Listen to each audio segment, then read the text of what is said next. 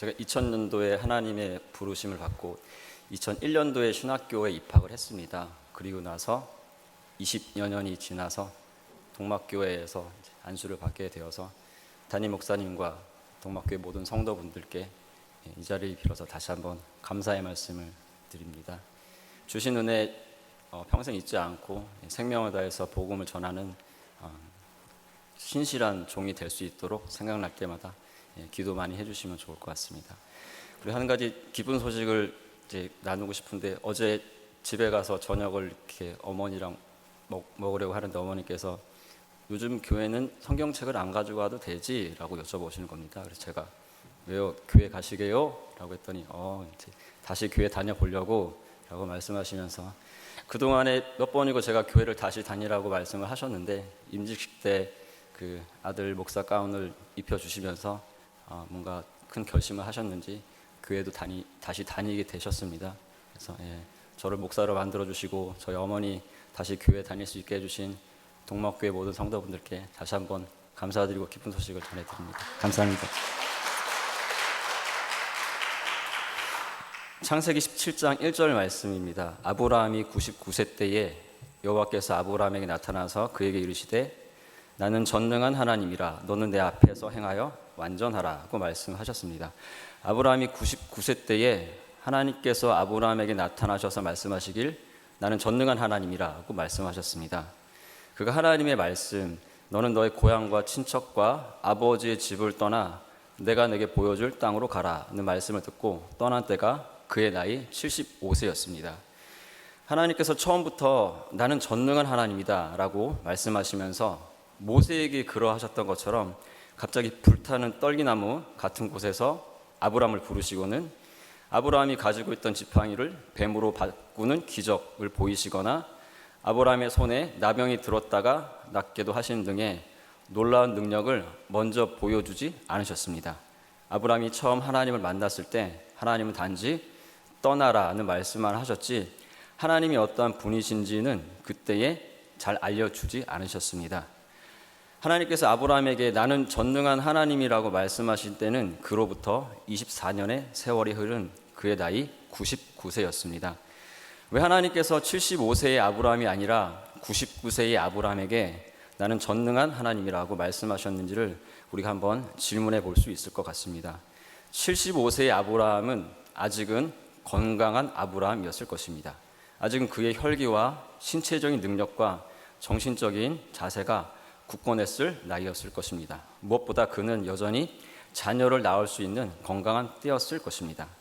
그로부터 24년의 세월이 흐르는 동안에 아브라함이 어떻게 되어 갔을지를 우리는 충분히 상상을 할 수 있습니다. 나이가 들어감에 따라 혈기도 사라져 갔습니다. 정신력도 약해지고 체력도 예전만큼 못해만 갔습니다. 그리고 무엇보다 자녀를 낳을 수 있는 능력은 점점 약해져 갔고 결국 그에게는 자녀를 낳을 수 있는 아무런 능력이 남지 않게 되었습니다. 99세의 아브라함에게 자녀를 낳는 일이란 불가능한 일이 되어버렸습니다. 75세의 아브라함에게는 가능한 일이었지만 99세의 아브라함에게는 불가능한 일이 되어버렸습니다. 바로 그때에 하나님은 아브라함에게 나타나셔서 나는 전능한 하나님이라고 말씀하신 것입니다. 아브라함이 완전히 무능력해진 순간에 하나님은 전능한 하나님으로 나타나셨습니다. 그래서 말씀하시길 너는 내 앞에서 행하여 완전하라고 하셨습니다. 무능력하다고 낙심하고 포기하고 그래서 아무렇게나 대충 살아가지 말고 하나님 앞에서 경건하게 살라는 말씀입니다. 불가능한 현실 앞에서 살아가지 말고 하나님의 전능하심 그 앞에서 살아가라는 말씀입니다. 그것이 곧 완전하고 거룩한 삶이라고 하나님은 아브라함에게 말씀하셨습니다. 그 말씀을 따라서 아브라함은 불가능해서 포기해왔던 그 현실, 그 앞을 떠나서 다시 한번 하나님 앞에 섰습니다. 아브라함은 자신의 무능력함, 그 앞을 떠나서 하나님의 전능하심 앞에 섰습니다. 그리고 나서 그로부터 1년 뒤에 아브라함은 하나님의 전능하심을 자기 품에 안을 수 있게 되었으니 곧 약속의 아들 이삭을 품에 안게 된 것입니다. 사랑하는 성도 여러분, 우리가 무능력할 때 하나님은 전능하신 하나님으로 우리에게 다가오십니다. 우리가 약해졌을 때에 주님은 강한 능력으로 우리를 찾아오실 것입니다. 그러므로 살면서 지금처럼 무능력한 적이 없었을 만큼 이렇게 나약하고 힘겨운 하루하루의 삶들은 어쩌면 전능하신 하나님을 만나게 될 기다림의 순간이 될 수도 있을 것입니다. 그렇게 힘들고 어려운 삶에 어느 날 갑자기 하나님께서는 전능하신 하나님으로 우리를 찾아오실 것입니다. 그러므로 이렇게 나약하고 힘겨운 이렇게 무능력한 삶 속에서도 우리는 더욱 하나님 앞에서 살아가야 할 것입니다. 아무것도 기대할 수 없는 불가능한 현실, 그 앞을 떠나서 다시금 우리는 하나님의 말씀 앞에 서야 할 것입니다. 나의 무능력함, 그 앞을 떠나서 다시금 하나님의 전능하심, 그 앞에서 우리는 살아가야 할 것입니다. 그러므로 힘겨울수록 더 예배를 드리고 더 기도하고 더 말씀을 읽고 더 주님을 섬기고 순종하면서 더 하나님께 드리면서 그렇게 하나님 앞에서 살아갈 때에 어느 날 갑자기 하나님은 우리에게 전능하신 하나님으로 반드시 다가오실 것입니다. 그러므로 우리는 아브라함이 그러했듯이 하나님의 전능하심을 언젠가 우리의 품에 안을 수 있는 그런 날이 반드시 올 것입니다. 그러므로 아무리 힘겨운 하루하루의 삶 속에서도 더욱 하나님 앞과 하나님의 말씀 앞에서 살아가는 우리 모두가 되었으면 좋겠습니다. 아브라함이 이제 갓 태어난 이삭을 품에 안음으로써 그가 무엇을 느꼈을지를 한번 상상해 보시면 좋을 것 같습니다. 어쩌면 그가 느낀 것은 갓난아기의 부드러운 살결만은 아니었을 것입니다. 아브라함이 아마 느꼈던 것은 이제 막 태어난 갓난아기를 품에 안으면서 이것이 하나님의 전능하심이구나 라고 생각을 했을지도 모릅니다. 그렇습니다. 아브라함은 하나님의 전능하심을 그의 피부로 느꼈던 것입니다. 이로써 우리가 알 수 있는 것은 우리는 하나님을 우리의 피부로 느낄 수 있다는 것입니다. 우리는 하나님의 전능하심을 우리의 몸으로 느낄 수 있으며 우리는 하나님의 인자와 자비하심을 우리의 손으로 만질 수 있고 우리는 하나님의 그 아버지의 사랑의 온기를 우리의 온 몸으로 느낄 수 있는 것입니다. 그리고 여기 그 사랑의 온기를 온 몸으로 느낀 한 사람이 있습니다. 그는 나병 환자였습니다. 이스라엘 율법에 나병 환자는 철저하게 격리되어야 할 사람으로 취급을 받았습니다. 나병 환자는 다른 모든 사람들에게 부정하게 여겨졌습니다. 따라서 그들은 그 어떤 사람들과의 교류나 교감을 전혀 하지 못한 채 살아가고 있었을 것입니다. 그러한 나병 환자 한 사람이 예수님을 찾아왔습니다. 마가복음 1장 40절 말씀에 한 나병 환자가 예수께 와서 꿇어 엎드려 간구하여 이르되 원하시면 저를 깨끗하게 하실 수 있나이다. 사람들로부터의 무시와 편견의 그 모든 부정적인 시선을 뚫고서 한 나병 환자가 예수님을 찾아왔습니다. 그가 그 모든 부정적인 시선과 여론을 극복할 수 있었던 것은 오직 예수님을 반드시 만나야 되겠다는 단 한 가지 그 목표 때문이었습니다. 그가 그동안 살아오면서 그를 둘러싼 부정적인 세상의 틀을 깨뜨리고 나올 수 있었던 것은 오직 예수님을 만나야 되겠다는 간절한 소망 때문이었습니다. 그가 그동안 살아오면서 자신을 묻고 있었던 자기 자신에 대한 스스로의 연민을 극복할 수 있었던 것도 오직 예수님 그분을 만나야 되겠다는 단 한 가지 목적 때문이었습니다. 그렇게 예수님을 찾아온 그 사람을 향해 그의 모든 것을 이미 꿰뚫어 알고 계셨던 예수님께서는 그의 간청을 듣고 그를 치료해 주셨습니다. 예수님께서는 또 한 사람의 병을 치유해 주신 것입니다. 그런데 우리가 여기서 살펴볼 수 있는 예수님이 아주 독특한 행위를 주목해 보았으면 좋겠습니다. 예수님은 수많은 사람들을 말씀으로 치유하셨습니다. 하지만 이때만큼은 예수님께서 이 나병 환자에게 아주 특별한 행동을 하셨습니다. 그것은 예수님께서 그 나병 환자의 몸에 손을 대어 주신 것입니다. 부정한 사람이었기 때문에 절대로 손을 대서는 안 되는 그 사람에게 예수님은 손을 대어 주셨습니다. 나병이 전염될 수도 있었기 때문에 손을 대서는 안 되는 그 사람을 예수님이 손을 대어 만져주셨습니다. 말씀만으로도 얼마든지 그의 병을 치유하실 수 있었음에도 불구하고 예수님은 일부러 그의 몸에 손을 대어 주신 것입니다. 왜냐하면 그 나병 환자는 오랜 세월 동안에 어쩌면 단 한 번도 다른 누군가의 손길을 느껴보지 못했기 때문이었습니다. 사람들로부터 격리되어 외면받고 조롱받고 홀로 고독하게 살아온 그 사람에게 있어서 사실은 몸의 병이 아니라 그의 마음의 병이 어쩌면 더 깊었는지도 모릅니다. 피부가 아픈 것보다 마음의 외로움이 그를 더 아프게 했었을지도 모릅니다. 그 모든 것을 아시는 예수님께서는 그래서 그에게 손을 대어 주셨습니다. 예수께서 불쌍히 여기사 손을 내밀어 그에게 대시며 이르시되 내가 원하노니 깨끗함을 받으라 하시니 곧 나병이 그 사람에게서 떠나가고 깨끗하여진지라. 주님의 손이 그의 몸에 닿는 순간 그는 어쩌면 처음으로 다른 누군가의 손길을 느꼈을지도 모릅니다. 주님의 손길에서 그는 생전 처음으로 다른 사람의 체온을 느꼈습니다. 주님의 선에서 전해진 그 따뜻한 온기가 그에게 전달되었습니다. 예수님의 피부에서 나병 환자의 피부로 뜨거운 하나님의 사랑이 옮겨갔습니다. 그 사랑이 그의 피부를 통해서 그의 온몸 전체를 옮겨갔고 마침내 그의 심장에 이르렀습니다. 먼지 모를 깊은 서러움이 가슴 깊은 곳에서 북받쳐 올랐습니다. 그리고 마침내 그는 울음을 터뜨렸는지도 모릅니다. 오랜 세월의 외로움과 고독이라는 마음의 병이 그의 울음소리와 함께 하염없이 흘러내리는 눈물을 통해서 자기 앞에 계신 예수님을 향해서 쏟아져 나왔습니다. 한동안 그러고 나서 그는 마음의 홀가분을 느꼈을 것입니다. 깊은 평강이 그의 마음에 흘러들어갔습니다. 그의 마음의 병이 나음을 받은 것입니다. 주님의 말씀이 그의 나병을 낫게 하였고 주님의 손길이 그의 마음의 병을 낫게 하였습니다. 그렇습니다. 예수님은 겉으로 보이는 병뿐만 아니라 보이지 않는 그의 마음의 병까지도 깨끗이 낫게 하시기 위해서 일부러 그의 몸에 손을 대어 주신 것입니다. 예수님은 그렇게 그 한 사람의 또 한 사람의 온 삶을 치유하시고 변화시키셨습니다.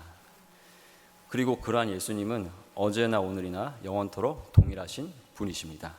그러므로 예수님은 오늘도 우리의 몸에 손을 대어 주시는 분이십니다. 예수님은 오늘도 우리의 몸과 마음을 깨끗이 낫게 하시기 위해서 우리 몸에 손을 대어 주시는 그러한 분이십니다. 그래서 우리는 오늘도 예수님의 사랑의 손길을 피부로 느낄 수 있으며, 그래서 우리는 오늘날에도 살아계신 하나님을 우리의 온 몸을 다해서 느낄 수가 있는 것입니다. 하나님은 저 멀리 어딘가에 계시는 것이 아니라 우리가 온 몸을 다해서 그분을 알 수 있도록 바로 지금 우리 옆에 와 계시는 것입니다. 내가 아버지께 구하겠으니 그가 또 다른 보혜사를 너희에게 주사 영원토록 너희와 함께 있게 하리니. 예수님은 그렇게 우리와 함께 하시기 위해서 보혜사 성령님을 우리에게 보내주셨습니다. 또 다른 보혜사란 또 다른 예수님을 의미합니다. 승천하신 예수님께서 우리에게 보내주신 것은 사실 예수님 그분을 보내주신 것과 다름이 없습니다. 즉 예수님은 하늘로 올라가셨지만 또한 바로 우리 안에 계시는 것입니다. 그는 진리의 영이라 세상은 능히 그를 받지 못하나니 이는 그를 보지도 못하고 알지도 못함이라. 그러나 너희는 그를 아나니 그는 너희와 함께 거하시며 또 너희 속에 계시겠습니다. 예수님이 말씀하시길 세상은 성령을 알지 못하지만 우리는 그를 안다고 말씀을 하셨습니다. 왜냐하면 성령은 우리와 함께 우리 안에 계시기 때문입니다. 많은 분들이 성령께서 정말로 우리와 함께 계시는지 잘 모르겠다고 하실지도 모릅니다. 그러나 사실은 우리가 성령을 모른 채 하기 때문에 모르는 것일지도 모릅니다. 예수님이 말씀하시길 우리는 성령을 안다고 말씀을 하셨습니다. 다시 말씀을 드려서 우리와 성령님은 이미 아는 사이입니다. 사람들 관계에서도 아무리 친하고 잘 아는 사이일지라도 어떠한 일로 관계가 틀어져서 서로 모르는 채 하면서 지내는 일이 종종 발생하곤 합니다. 그럴 때에 의도적으로 상대방을 없는 듯 여기기도 합니다. 그러한 관계가 오랫동안 지속된다면 아마도 그 관계는 너무나 멀어져 버릴지도 모릅니다. 어쩌면 우리와 성령님과의 관계가 그러한지도 모르겠습니다. 실은 너무나 가까이 잘 아는 사이였는데 우리가 그동안 성령님을 너무나 모른 채 하고 살아왔기 때문에 그 관계가 너무나 멀어진 것은 아닌지 모르겠습니다. 하지만 우리가 다시 돌이켜 성령을 인정하고 그분을 부른다면 그 관계는 다시 회복되어질 것입니다.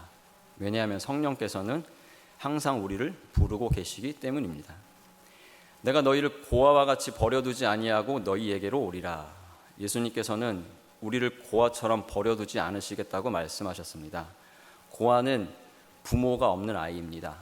아무도 따뜻하게 돌보아주는 사람이 없는 아이가 고아입니다. 모든 아이들은 부모님의 손길이 반드시 필요합니다.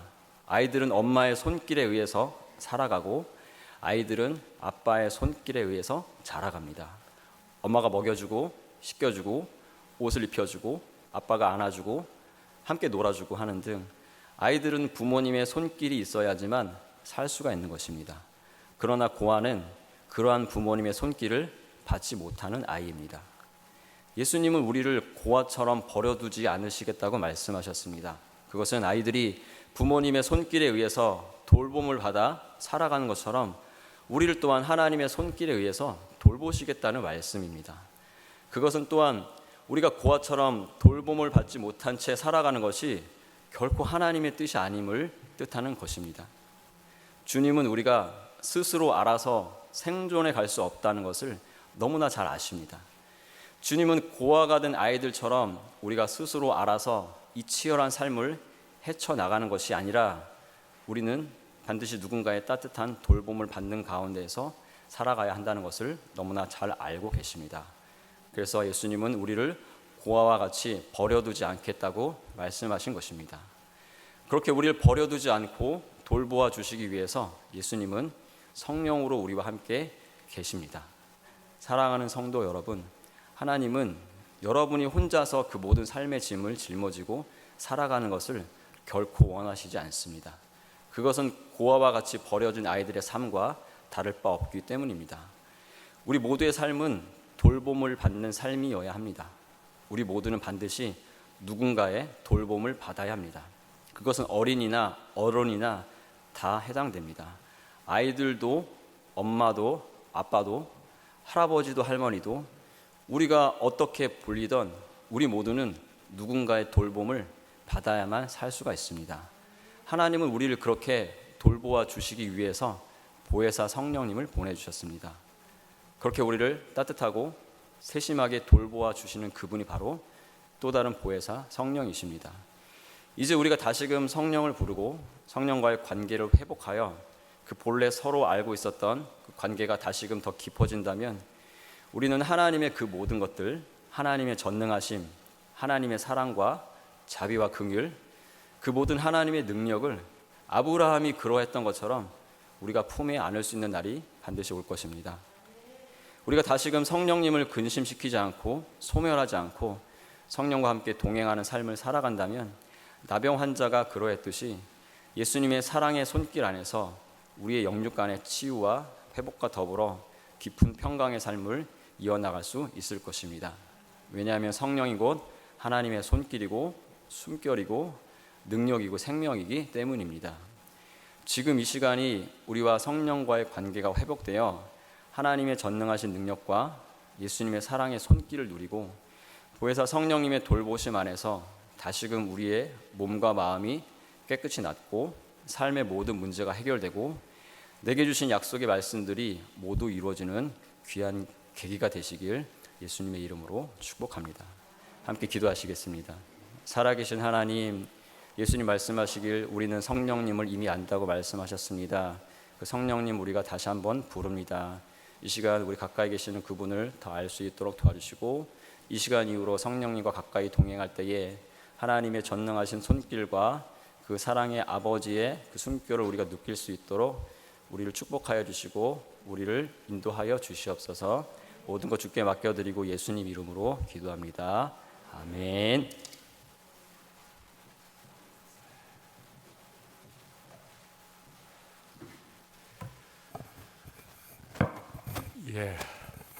예배를 거두시는 영광을 거두시는 분은 하나님이시고 은혜는 우리가 받습니다만 그와 함께 한 개인 목회자, 개별 목회자의 부르심의 과정이긴 합니다만 아주 중요한 한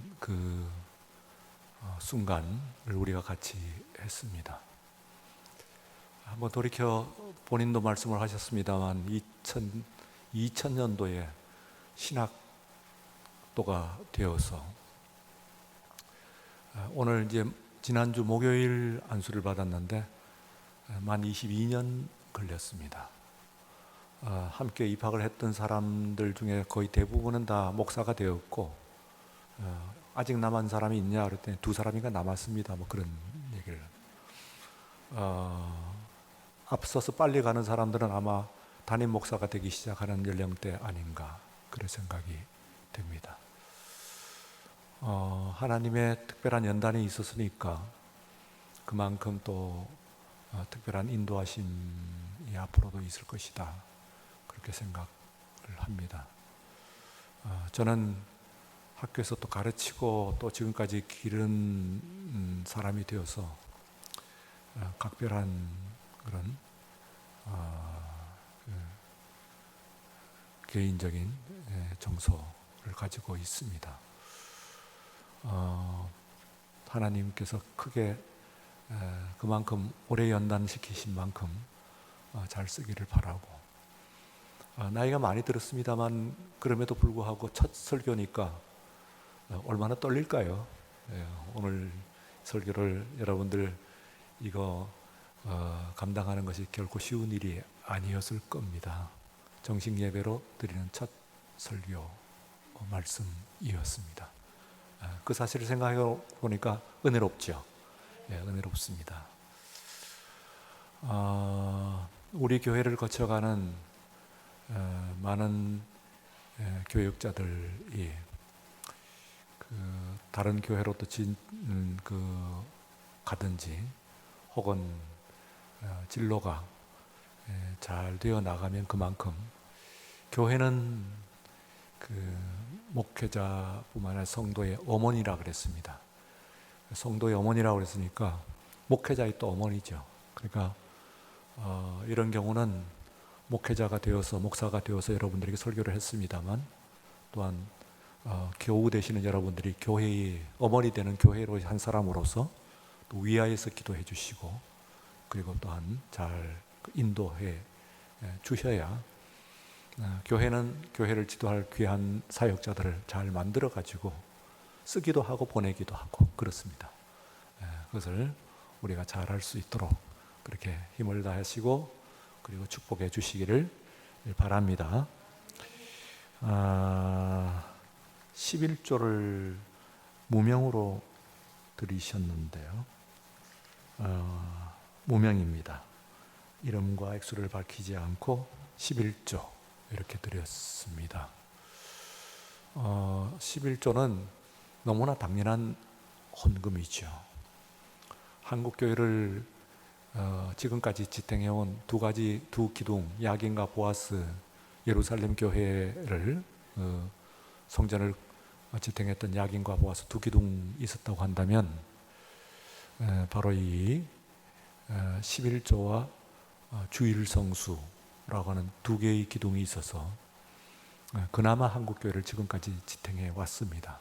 이 두 가지가 다 위기에 봉착했습니다. 아시는 바와 같이 특별히 이 11조는 벌써부터 교회 안에서 너무 섭섭하고 너무 이상한 것이 현상이 교회 안에서 질문이 나오기 시작하는 그게 맞냐 이런 질문이 나왔고 또 이 주일성수 특별히 코로나 상황 가운데서 우리가 위기에 봉착했습니다. 이거 두 개 무너지면은 우리 삼손에게서 보듯이 건물이라고 하는 것은 이 기둥을 빼버리면 무너지게 되어 있습니다. 제 아무리 큰 건물도 무너집니다. 마찬가지로 한국 교회도 두 가지 기둥을 뽑아버리면 무너질 수밖에 없는 구조가 있습니다. 그래서 특별히 오늘 이 시간에 이렇게 11조를 주일 아니고 수요일 예배 나와서 이렇게 드리게 되니까 특별한 의미가 있는 것 같아서 제가 또 여러분들에게 말씀을 드립니다.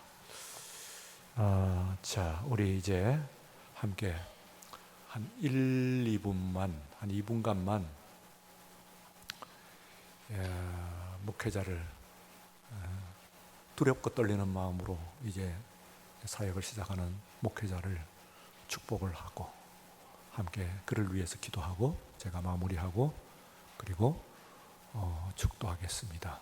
잠깐 요 앞에 자, 이 젊은 종을 위하여서 신학하느라고 아직까지 가정도 가지지 않고 오롯이 정말 신학에 오늘까지 걸어온 것인데 귀하게 하나님께서 쓰실 줄로 믿습니다.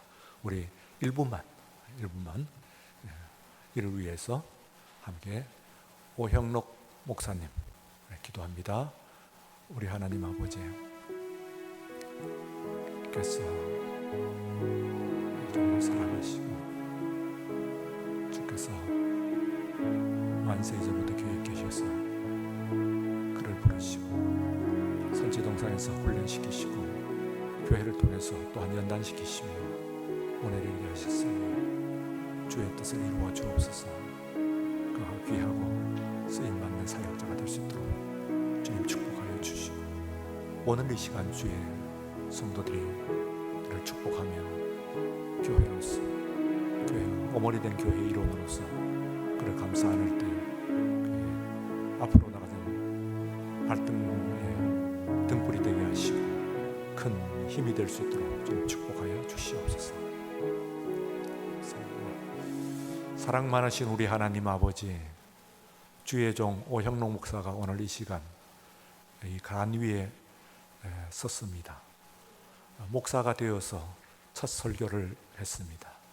아마 그가 사역하는 동안에 있어서 결코 잊지 못할 예배요 또한 시간이었을 줄로 믿습니다. 그런 만큼 오늘 우리들도 주신 말씀 귀히 들으며 말씀 가운데 우리를 가다듬을 수 있도록 도와주옵소서. 오랫동안 주님께서 훈련시키시고 가르치시고 그리고 연단시키셔서 오늘에 이르게 하셨으니 주의 뜻을 이루시는 가운데서 그를 통하여 많은 사람이 예수 앞으로 돌아오게 하시고 교회가 성장케 하시고 놀라운 성령의 역사가 일어날 수 있도록 축복하여 주옵소서. 감사하며 예수님 이름으로 기도드리옵나이다. 아멘. 지금은 우리 주 예수 그리스도의 은혜와 하나님 아버지의 사랑하심과 성령의 감동하시고 충만하심 이 밤에 이제 함께 예배를 드리며 은혜를 받은 우리 온 성도들 위해와 우리의 모든 기도의 제목들 위해 그리고 또한 특별히 오늘 이 시간 첫 말씀을 전하신 우리 오형록 목사님 위해와 젊은 종의 앞길 위해 모든 기도의 간구들 위해 그리고 또한 주를 신실하게 섬기는 교회에 속한 모든 사역자들 위해 이제로부터 영원까지 함께 하시옵기를 간절히 축원하옵나이다. 아멘.